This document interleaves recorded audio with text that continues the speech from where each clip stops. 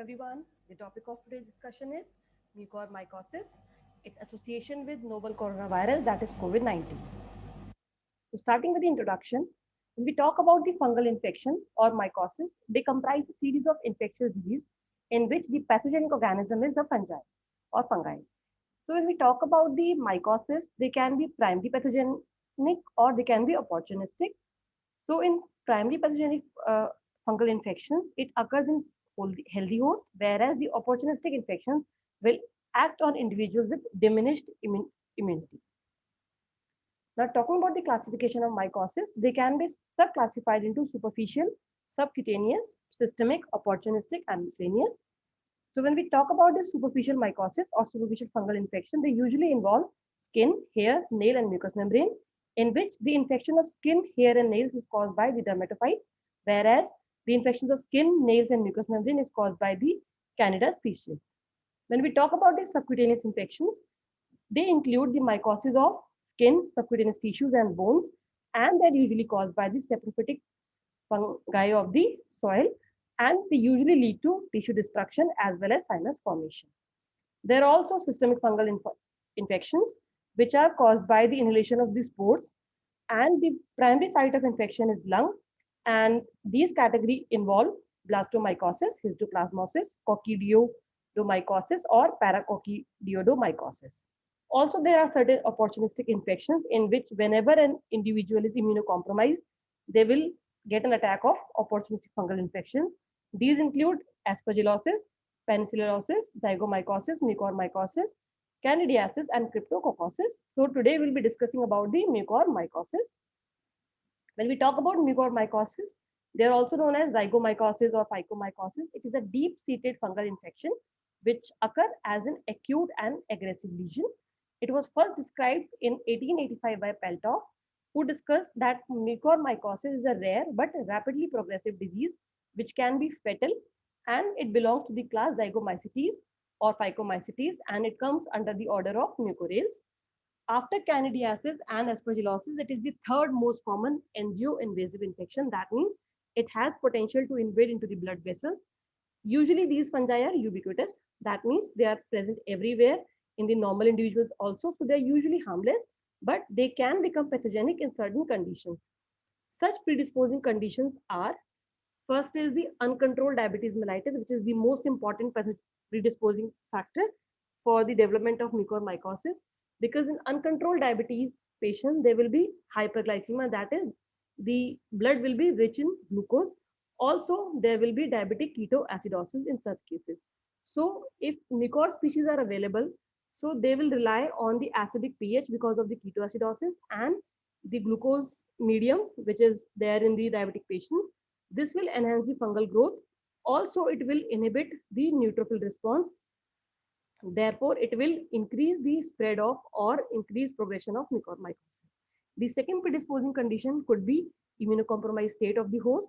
It could be certain malignancy belonging to the hematological group such as leukemia and lymphoma. Also, there can be individuals which have organ transplantation and bone marrow transplantation. It has been observed that use of drugs such as steroids, also some iron chelating agents such as desferoxamine, may lead to the development of mucormycosis. The other condition which predispose to the development of mucormycosis could be severe and prolonged neutropenia, that means reduction in the neutrophil count. Now, talking about the pathogenesis, the mucormycosis is present. Normally, it is a ubiquitous in nature. So, fungal spores are present, they germinate and they form hyphae.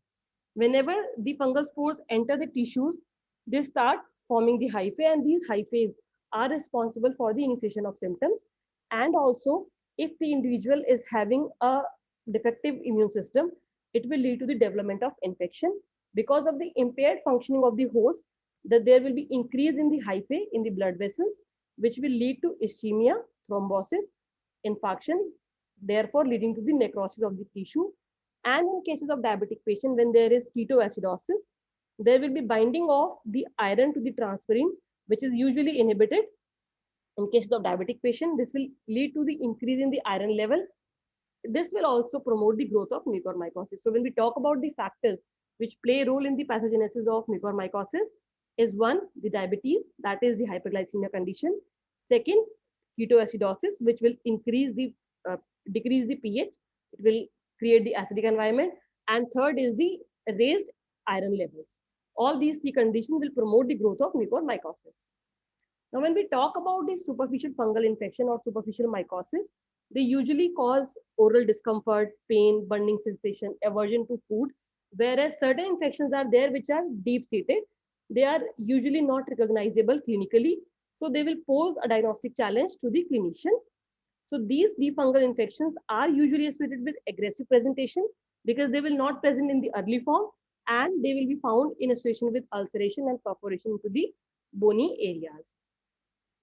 So when we talk about the clinical presentation of mucormycosis, there can be several forms, out of which the 6 important forms are the pulmonary form, which is usually fatal, the cutaneous form, which involve the skin and the membranes, the gastrointestinal form, which usually involve the GI tract, the rhinocerebral form, which is of utmost importance in cases of COVID-19 cases, the central nervous system, and the miscellaneous or the disseminated form.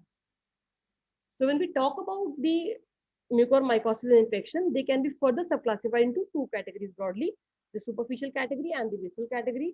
Superficial is also known as the localized form of mucormycosis. Visceral can be categorized as disseminated form. The superficial will involve the external ear, fingernails, and skin, whereas the visceral will involve the visceral organs such as lungs, the pulmonary form, the gastrointestinal form, and the rhinocerebral form, which is usually found in association with the mucormycosis cases of COVID-19, which found to be fatal. So these infections of mucormycosis are characterized by a classical syndrome in which we'll find uncontrolled diabetes, cellulitis, ophthalmoplegia, and meningoencephalitis, that is inflammation of the brain meninges. Now, when we talk about the rhinocerebral zygomycosis, the symptoms which we usually found are nasal obstruction, bloody nasal discharge, facial pain or headache, and visual disturbances. If the cranial nerve is involved, then there will be facial paralysis, blindness, lethargy, and seizures, which may lead to death also. When the maxillary sinus is involved, in the initial time, there will be intraoral swelling. Later, it will lead to the formation of palatal ulcer. And on that side, there will be necrosis, which will lead to the blackish discoloration. That is why it is known as a black fungus, in which initially we'll found swelling and ulcer, which later becomes dead and necrotic, giving black fungus appearance.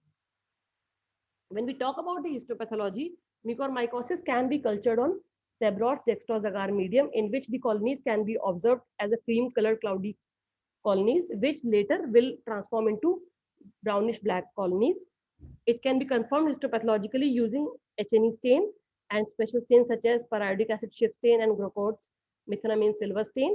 When we see the histopathology of mucormycosis, we appreciate ribbon-like branching hyphae, which are usually non-septate. They are prominent and they are acute angled or right angled. As we know that this fungus is angio-invasive, that means it will invade into the blood vessels. So it is found in close approximation of the necrotic blood vessels, and there will be minimal or no inflammatory cell infiltrate, because in such cases we found neutropenia, and there will be necrosis and granulation tissue around the hyphae.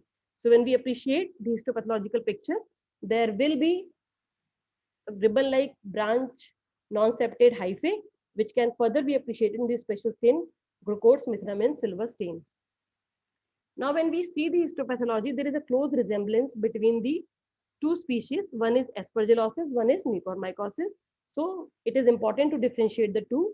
The aspergillosis will show septate branching, and the branching of the hyphae will be at an obtuse angle.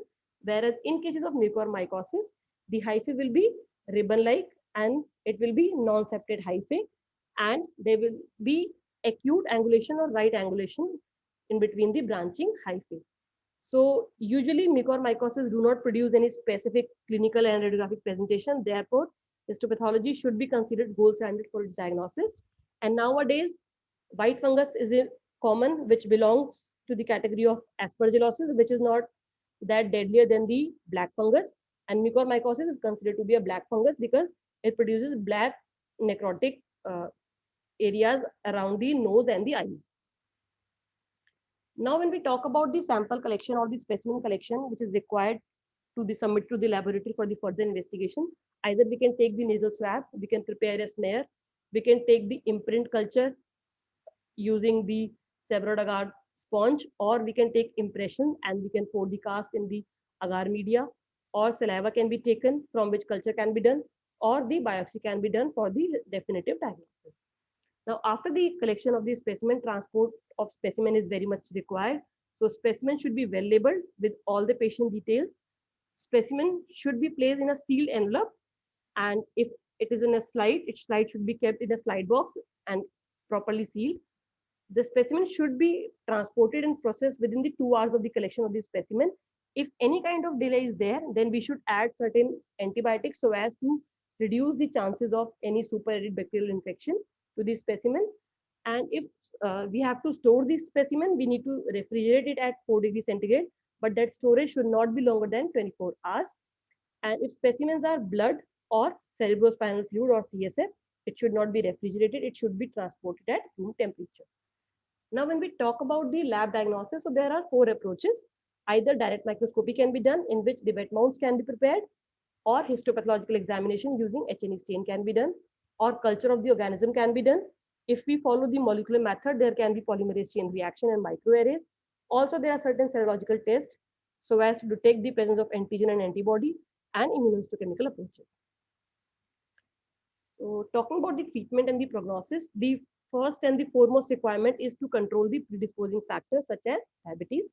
Second, if the lesion is localized, surgical excision should be done, and administration of amphotericin B should be given because it is the only drug with proven efficacy.